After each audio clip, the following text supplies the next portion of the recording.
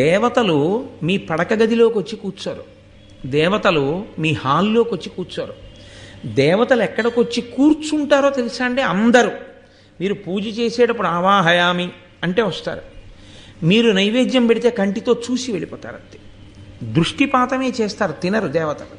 ఇంటి నైవేద్యాన్ని, మీరు ఇంట్లో పెట్టే నైవేద్యం ఏదుందో దాన్ని దేవతలు తినడం అన్న విషయాన్ని వేదం అంగీకరించలేదు. అలా లేదు ప్రమాణం, అలా తినరు. దృష్టిపాతం చేస్తారు, కన్ను విప్పి చూస్తారు. అంతే, చూసినందుకు అది ప్రసాదం అవుతుంది. యజ్ఞం చేస్తే తింటారు. తినడం అన్న సమస్య వచ్చేటప్పటికీ వ్యక్తి రావాలి కదండి. నేను మీ ఇంటికి దేవతార్చనకు వచ్చాను అనుకోండి, భోజనం అన్న మాట వాడకూడదు, దేవతార్చన అంటారు. దేవతార్చనకి నేను మీ ఇంటికి వచ్చాను అనుకోండి, వస్తానండి ఇవాళ నేను మీ ఇంటికి దేవతార్చనకి అన్నాను. నేను మీ ఇంటికి వస్తానండి అంటే నేను భోజనం చేయడం ఎలా కుదురుతుంది? నేను వస్తేనే కుదురుతుంది.